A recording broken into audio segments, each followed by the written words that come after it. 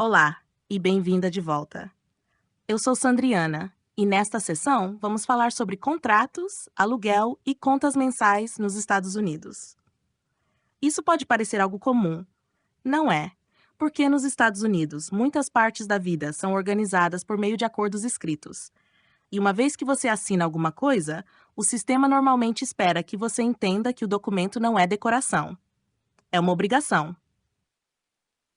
Para muitos recém-chegados, essa é uma das mudanças de mentalidade mais importantes. Um contrato não é apenas papel, é estrutura. Ele define o que você concordou em fazer, o que a outra parte concordou em fazer e o que pode acontecer se qualquer um dos lados falhar. Isso inclui contratos de aluguel, contratos de telefone, serviço de internet, contas de serviços públicos, acordos de seguro e muitas outras partes rotineiras da vida. Vamos começar com moradia. Quando as pessoas pensam em aluguel, muitas vezes se concentram apenas no valor mensal. Mas aluguel raramente é só aluguel.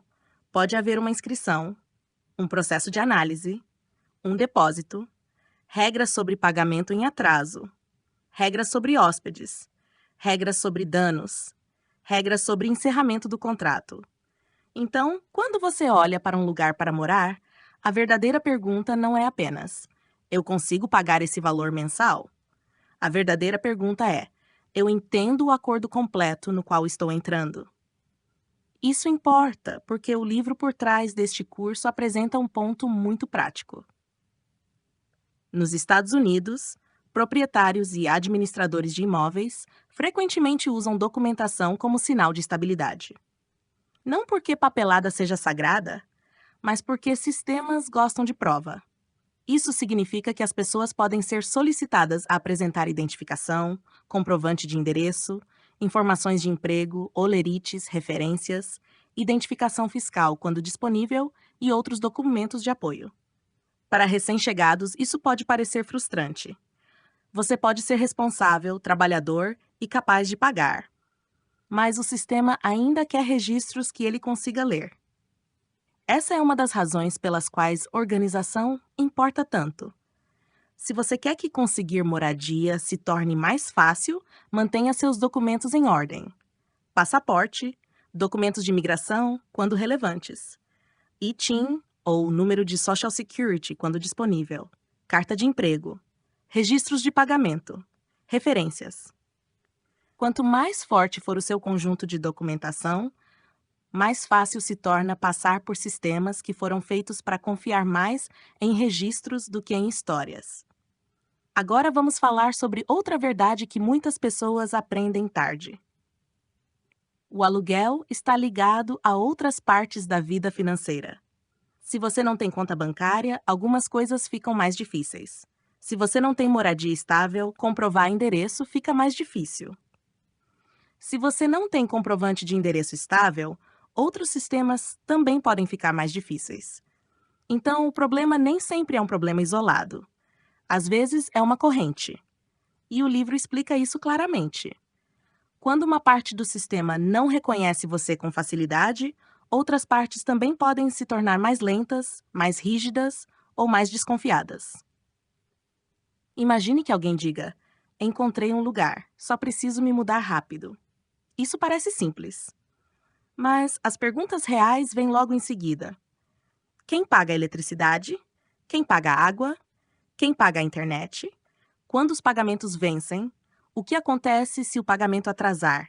Que taxas existem? Qual é a duração do contrato? Como você sai legalmente quando chegar a hora? Essas não são perguntas pequenas.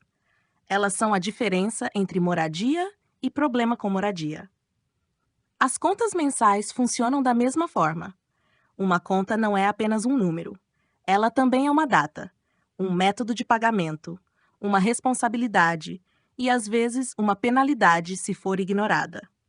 É por isso que adultos disciplinados fazem algo muito chato e muito útil. Eles acompanham as datas de vencimento. Eles leem o que assinaram. Eles confirmam o que está incluído e o que não está. E não presumem que silêncio significa flexibilidade. Outro ponto importa aqui. O histórico de crédito pode afetar o acesso à moradia. O livro observa que informações de crédito são frequentemente usadas não apenas para empréstimos, mas também em pedidos de aluguel e análise de inquilinos. Isso significa que sua vida de moradia e seus hábitos financeiros estão conectados. Pagamentos atrasados em uma parte da vida podem criar atrito em outra. Mais uma vez, o sistema não está tentando ler suas intenções, ele está lendo seu histórico. Agora vamos falar brevemente sobre justiça. Recém-chegados precisam entender os dois lados dessa realidade. Sim, proprietários podem pedir documentação. Sim, sistemas podem analisar candidatos. Mas isso não significa que vale tudo. O livro destaca um ponto importante aqui. Fornecedores de moradia não podem discriminar por motivos protegidos, como origem nacional, e as proteções de moradia justa ainda se aplicam independentemente do status imigratório. Isso não elimina exigências de documentação, mas significa sim que as pessoas têm direito a tratamento justo e critérios consistentes. Então, o que um recém-chegado cuidadoso deve fazer? Leia antes de assinar. Pergunte o que está incluído no aluguel. Pergunte quais contas são separadas. Pergunte quando os pagamentos vencem. Pergunte quais são as taxas por atraso. Pergunte como o aviso deve ser dado se você for sair. E guarde registros do que você assinou e do que pagou. Esse último ponto importa mais do que as pessoas pensam. Recibos importam. Confirmações de pagamento importam. Cópias de acordos importam. Em sistemas construídos sobre documentos, a memória perde discussões muito rapidamente. Este curso usa Do Brasil aos Estados Unidos, um guia realista para recomeçar e prosperar, de Sean Armstrong, como livro-texto. E esta seção segue uma das lições práticas centrais do livro. Nos Estados Unidos, a estabilidade geralmente é demonstrada, não apenas declarada, por meio de contratos, por meio de registros, por meio de prova. O livro está disponível pelo Clube de Autores e também pode ser encontrado em grandes livrarias e plataformas de e-book. Então aqui está a principal lição dessa sessão. Um contrato é um compromisso. O aluguel faz parte de um acordo maior, não apenas de um valor mensal. As contas fazem parte da sua estrutura, não são ruído de fundo. Se você lê com cuidado, documenta com cuidado e paga com cuidado, você cria estabilidade. Se você adivinha, improvisa e ignora detalhes, você cria atrito. E nos Estados Unidos, atrito fica caro muito rápido.